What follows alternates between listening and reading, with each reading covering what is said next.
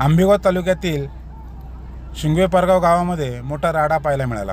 2 गटामध्ये झालेल्या या राड्यामध्ये नंतर त्याचं रूपांतर मारहाणीमध्ये झाल्याचं आपल्याला पाहायला मिळालं। तक्रारदार असणारे प्रमोद वावळ हे मध्यस्थी करण्यासाठी गेले असता भीमाशंकर सहकारी साखर कारखान्याचे संचालक नितीन वावळ व त्यांच्या सहकाऱ्यांनी त्यांना मारहाण केल्याचा आरोप त्यांनी केला।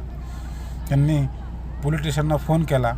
पोलीस स्टेशनची गाडी शिंगवे पारगाव या ठिकाणी आली व त्यांना घेऊन पोलीस स्टेशनला गेली। त्याच्यानंतर 8 ते रात्रीचे 12 वाजले। 2 ते 3 तास पोलीस स्टेशनला बसून देखील त्याबाबत कोणतीही तक्रार पोलीस स्टेशनने घेतली नाही। ह्याबाबत त्यांनी पुरावे दाखवले, व्हिडिओ दाखवले का अशा प्रकारची मला मारहाण झालेली आहे व्हिडिओमध्ये दिसतंय, परंतु पोलिसांनी तक्रार घेतली नाही, साधी NC नोंदवली, अशी तक्रारदार प्रमोद वावळ यांचं म्हणणं आहे। आता ह्या बाबतीत ते वरिष्ठ अधिकारी असतील, SP व DYSP यांच्याकडे तक्रार करणार असल्याचं त्यांनी सांगितलं। प्रायव्हेट केस ते म्हणले कोर्टामध्ये दाखल करून सदर प्रकरणी न्याय मागणार असल्याचं हे देखील त्यांनी सांगितलं। परंतु यामुळं पोलिसांच्या प्रणालीवर मोठ्या प्रमाणात प्रश्नचिन्ह निर्माण झालेलं आहे।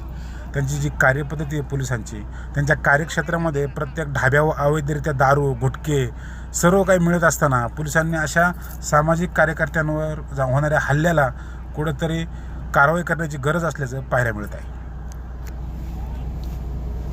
काल संध्याकाळी 8 वाजता मी शिंगवेच्या स्टँडमध्ये बसलेलो असताना गावची घाटानिमित्त गावची 2 दिवसाच्या वर यात्रा आहे, त्यामध्ये बैलघाटाच्या संदर्भामध्ये काही लोकांची स्टँडला मीटिंग चालू होती। ती मीटिंग चालू असताना अचानक नितीन तुकाराम वावळ जे भीमाशंकर सहकारी साखर कारखान्याचा संचालक आहे, ते व त्याच्या समितीतल्या 4 ते 5 जणांनी तेथे भांडणे करायला सुरुवात केली असताना मी त्याचा एक सजग नागरिक या नात्याने व्हिडिओ शूटिंग काढायचा प्रयत्न केला की भांडणाचं रूपांतर अति कशात व्हायला नको, म्हणून मी शूटिंग काढायचा प्रयत्न केला। त्याच्यानंतर मी माझा मोबाईल आतमध्ये ठेवला। जास्त भांडणं व्हायला लागली म्हणून मी सोडवायच्या भूमिकेमध्ये मध्ये पडल्यानंतर मला काही समजलंच नाही। अचानक त्या 4 ते 5 जणांनी माझ्यावर प्राणघातक हल्ला केल्यानंतर त्यांनी 4 ते 5 जणांनी मला धरून एका टायमाला दोघा तिघांनी धरून हालचाल न करता दुसऱ्या दोघांनी मारायला सुरुवात केली। एकमेकांनी आळीपाळीने मला मारल्यानंतर मी 112ला कॉल केला।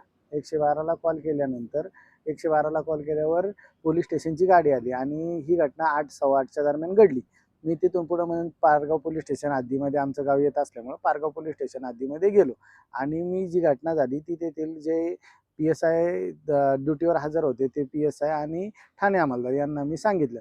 त्यांना सांगितलं असताना त्यांनी कच्च्या कागदावरती नावं लिहून घेतल्यानंतर ते मला म्हणायला लागले, तुम्ही व्हिडिओ फुटेज दाखवा। तर मीच म्हणलं, साहेब व्हिडिओ फुटेज माझ्याकडे एकच आहे, दुसरं व्हिडिओ फुटेज नाही आहे। माझ्यावर हल्ला केला, आता मीच माझे सर्व पुरावे देऊ का? तुम्ही माझं काय ऐकून घेणार आहेत का नाही घेणार आहेत? तर साहेब मला बोलले की तुम्ही व्हिडिओ फुटेज दिल्याशिवाय मी काही गुन्हा दाखल करू शकत नाही। त्याच्यानंतर मी व्हिडिओ फुटेज मागवले। तिथील पत्रकाराकडे एकाकडे ना व्हिडिओ फुटेज होते, त्याच्याकडून ते मागवल्यावर साहेबाला दोन्ही व्हिडिओ फुटेज सोडले। साहेबांना म्हटले, या फुटेजमध्ये स्पष्टरित्या माझ्यावर 4 जणांनी हल्ला केला हे दिसतंय। दरम्यानच्या काळात माझ्या खिशामध्ये शुक्रवारी मी यात्रेनिमित्त कॅश काढली होती, तर ती कॅश माझ्या खिशामध्ये 28,000 अवेलेबल होती आणि माझी हातातली सोन्याची अंगठी ही पडली। मी साहेबांना सांगितलं, मारझोड करताना त्यांनी ती काढून घेतली। त्यांनी ऑलरेडी माझं शर्ट काढलं होतं, ते व्हिडिओमध्ये दिसत होतं की माझ्यावर हल्ला चाललेला आहे। त्यांनी मला म्हणजे गावामध्ये परत यावा नाही किंवा स्टँडला परत लोकांच्या समोर अपमान व्हावा या प्रकारे वर्तन केलं होतं। साहेब म्हटले, हे कुठेही व्हिडिओ शूटिंगमध्ये दिसत नाही आहे, पैसे घेतलेले आम्ही हा गुन्हा दाखल करू शकत नाही, ते गाळ केले म्हणून आम्ही देतो। साहेबांना म्हटलं, साहेब माझ्यावर हल्ला झालेला आहे, तुम्ही मला न्याय द्या, मला याच्यामध्ये FIR दाखल करा। साहेबांनी त्याच्यावर नॉमिनल NC दाखल केली।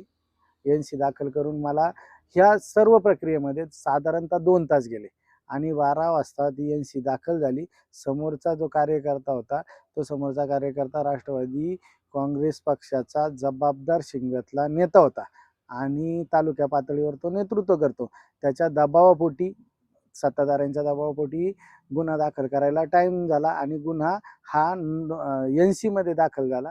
NC मध्ये दाखल करून मला 12 वाजता त्यांनी बोलवण केली। मला त्यांनी मेडिकलचं कागद दिला। तर मी साहेबांना एवढं पण म्हणत होतो की मंचरला जायला 22 किलोमीटर इथून अंतर आहे, 18 ते 20 किलोमीटर. वाघाची भीती आहे, मला मंचरला तुम्ही कोणीतरी घेऊन चला. पण ते म्हटले तुम्ही जाऊन तुम्ही मेडिकल करा. मग मी तसाच घरी गेलो. घरी गेल्यानंतर सकाळी मी मेडिकल केली आणि रात्रीच माझ्यावर दबाव येत होता की एन-सी तुम्ही मागं घ्या, पोलीस केस मागं घ्या.